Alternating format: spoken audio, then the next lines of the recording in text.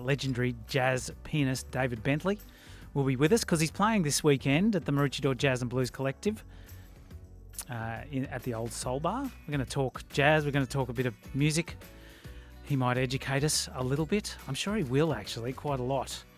Have you seen there's this new Les Norton series on the ABC? Les Norton, based on the Australian author Robert G. Barrett's books. Les Norton, bit of a Australian larrikin, big, muscly bloke. I'm going to play a little bit of that so you get a bit of a feel for it. I think there's a few snippets of that online from the ABC. It's all very comedic. It's quite good, actually. I'll be looking forward to watching it. And of course, Kate Lemary will be doing our cheap TV and streaming segment coming up as well.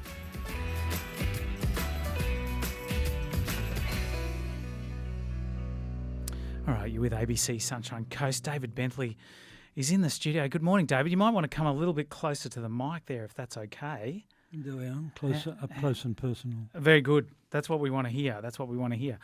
Now you're playing this weekend at the Old Soul Bar. You're playing quite a bit on the Sunshine Coast these days, aren't you?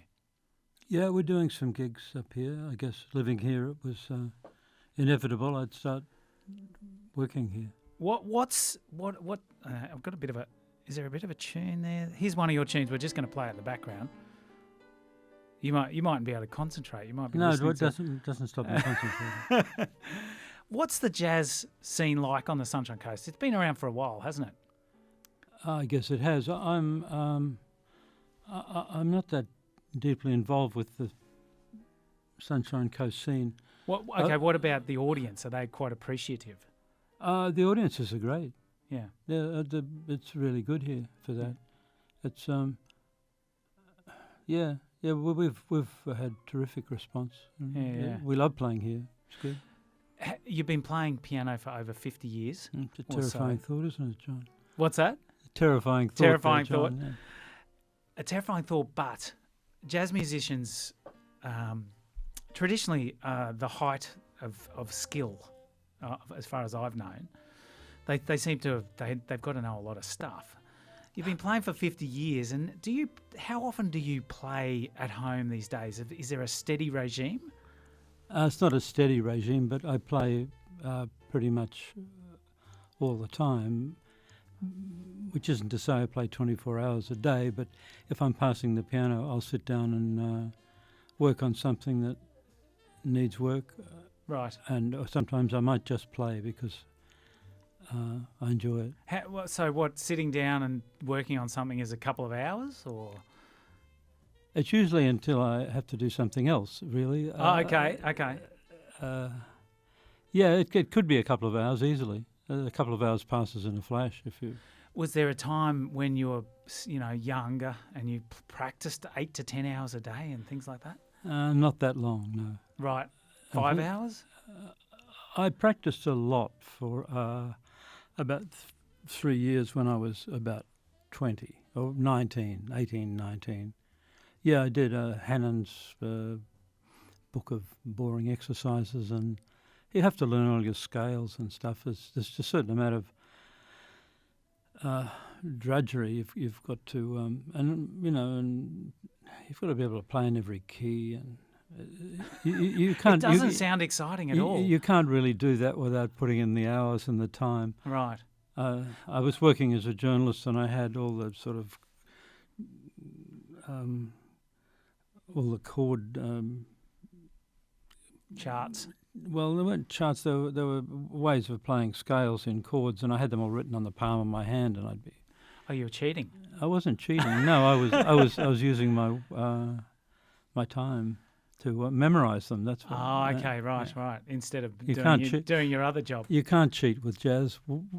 It just can't. There's no way of cheating if you. Can I ask? You're a pretty laid-back character, from what I know when I talk to you. Uh-huh. What is the most exciting part for you playing jazz? When is that moment where you're feeling that buzz? Well, the buzz, and the reason I still play is because I love this sensation of swing. When the band's coalescing, when suddenly it becomes effortless, and it just kind of, the sum of what you're doing becomes more powerful than anything you could do by yourself. And there's this wonderful collective kind of feeling that... Does it still give you the goosebumps? Or did it? Other people give me goosebumps. I haven't given myself any that I can recall. Yeah, right. Okay, okay. Well, but do you get animated when you feel that power that the band has? Well, you're usually so busy thinking about What's next? About what melodic content you're going to, or if you're accompanying someone, to give them the right chord to make them inspire them to do something more. I mean, the whole idea of a jazz ensemble is to make the other people sound good. Right, okay. Do you know what I mean? And That's your job. Everybody does that, so you have a wonderful band, which I'm lucky to have. And choosing a band, that's an interesting concept as well. How do you know when you've got a good drummer or a good bass player? Well, the bass player and I have worked together for about 25 years. Right. He was a stripling when he joined, and well, he didn't actually join. We just started playing together, and Andrew Shaw, his name is. He's a wonderful player. And the drummer, well, I've had a few drummers. Interestingly, the drummer I have at the minute was taught by the drummer I had before him, and that drummer in turn was taught by my original drummer from the 80s. Who was? Jeff Proud. He lives up here. Jeff Proud, yes. He lives up here. Righto. So this, and then one in the middle was Ken Eady, who was a kind of genius. Yeah, right. And then the current drummer is Nathan Goldman, who's very much his own man. Yeah, right. Okay. We're going to talk a little bit about an influence. You brought in one of your influences today. Who's that? That's Mose Allison. Mose Allison. What is it? We're going to just play a little bit of him, but what would we be listening to? Well, for me, it's my record, not his. We're going to play, but it's a Mose Allison song. And, okay. And what I loved about Mose was he brought together jazz and blues in a kind of coherent way. Now, these were two streams of thought and music that I loved, and they didn't kind of join up too well, except for perhaps Ray Charles. And Mose spelled it out. And he's from Louisiana, so it was pretty natural to him. Okay, let's have a listen to your version of Mose Allison. Can't get right. All my enemies must be out tonight. Must be on somebody's list. Mama always told me there'd be days like this. Bought a brand new raincoat, the weather turned out fine. I was in the right place, but at the wrong time. There goes the bus that I missed. Mama always told me there'd be days like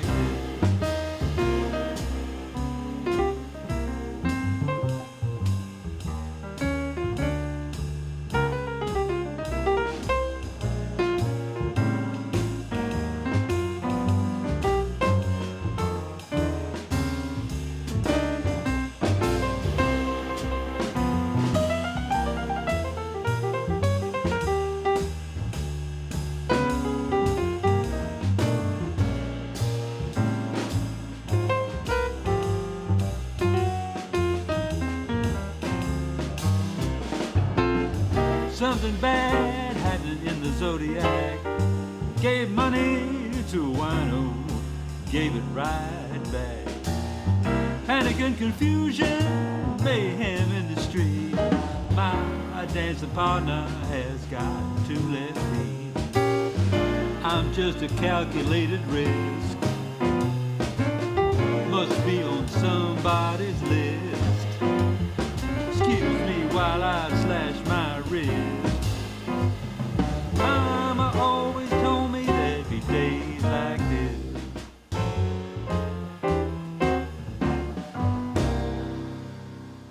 All right, David Bentley doing Mose Allison.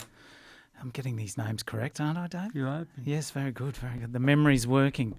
Is your memory good these days? You can't remember. I can't remember now. I wasn't there. Didn't happen. Earlier we were talking about some of the people you've played with, but you've played with a rock and roller, Mick Taylor back in the 80s, correct? Yeah, he's more of a blueser, but yeah, he was A blues Well, guy? he was an ex-Rolling Stone, so that made him Yeah. pretty much. He of a didn't rocker. last in the Stones for long, though, did he? He hated them. Oh, really?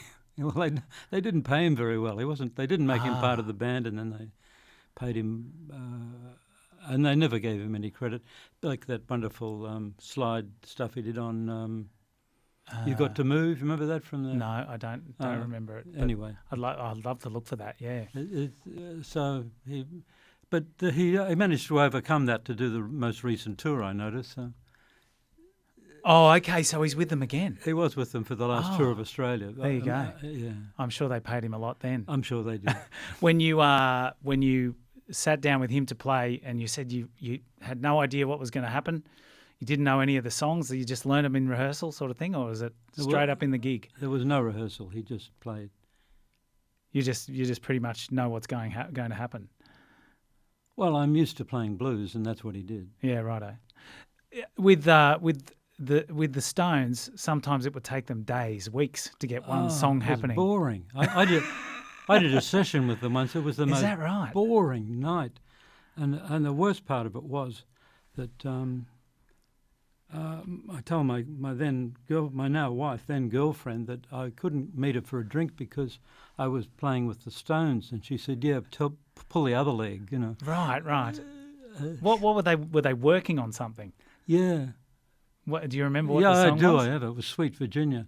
Okay. And it never made it onto the album, but standing behind me throughout the 8 hours I played over and over again was Ian Stewart. Remember he was the guy they wouldn't let appear on stage because he was too geeky. Right. He was a big lump of a guy, and he was just leaning over my shoulder, peering down at my hands throughout.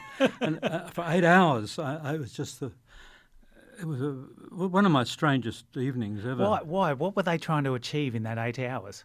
I don't know.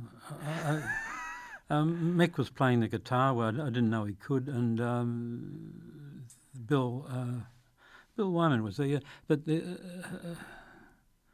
But I'm having a memory lapse now. The guy who plays the guitar. Yeah, I'm having a memory lapse too.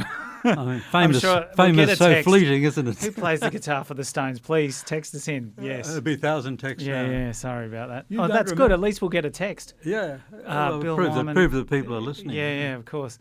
Yeah, okay. So it takes them a long time to get a song together. But with you, now we're going to play one of your songs here. It's a cover, right? A Rod Stewart tune. It's a cover of my own song, actually. Oh, that you wrote I wrote it, yeah. And for I wrote it for Python Lee Jackson, another blues band I was in, and in London in 1969. Wow. And it's Keith Richards. Keith Richards, quite Yeah, so. yeah. He wasn't there anyway. That's probably why I can't Right. remember. Yeah, I wrote it for. That was another funny story, but you haven't got time. Okay, we mightn't have time, but anyway, it probably takes you a fraction of a second to get the song happening, I imagine. No, it took me an evening. I had a day to write it. Okay. Mick phoned up. Mick Lieber, the guitarist, phoned up and said, I'd left the band, actually. He phoned up and said, can you write us a hit song for tomorrow? CBS wants to record me. Okay. And i.e. Python Lee Jackson, you know. So I did that, and then I thought, I'm not going to sing this. I just don't sound like Joe Cocker or anything. So they got Rod Stewart in, And there you go. and well, didn't just go. It was 5 years as a sleeper for 5 years. What's the song called? In a Broken Dream. In a Broken Dream. David Bentley, thanks so much for joining us. Really appreciate it. Now you're playing tomorrow at the Marucci Jazz and Blues Collective at the Old Soul Bar. It starts at 2 p.m. The David Bentley +1. So go and check him out. Thanks, David.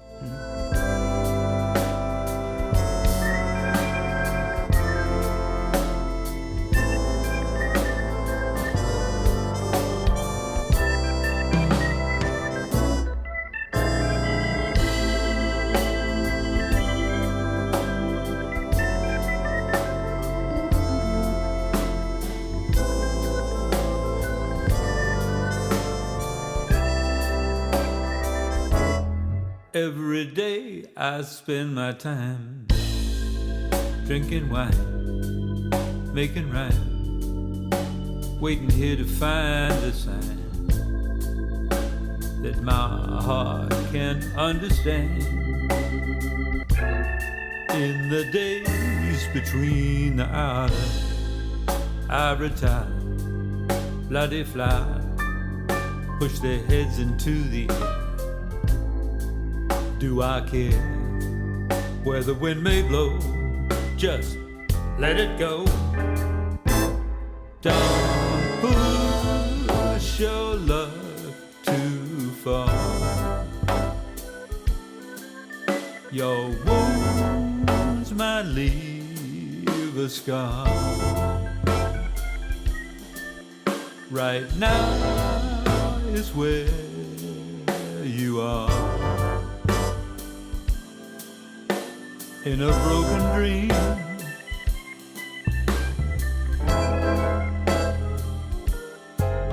did someone bow their head? Did someone break the bread? Good people are in bed before 9 o'clock. On the pad before my eyes, paper cries, telling lies, such promises we made when we played in a broken dream. And the feelings linger on, never silent, no quite gone, and nothing's gonna change while you remain in your broken dream. Don't push your luck too far. Your wounds might leave a scar. Right now is where you are. In a broken dream,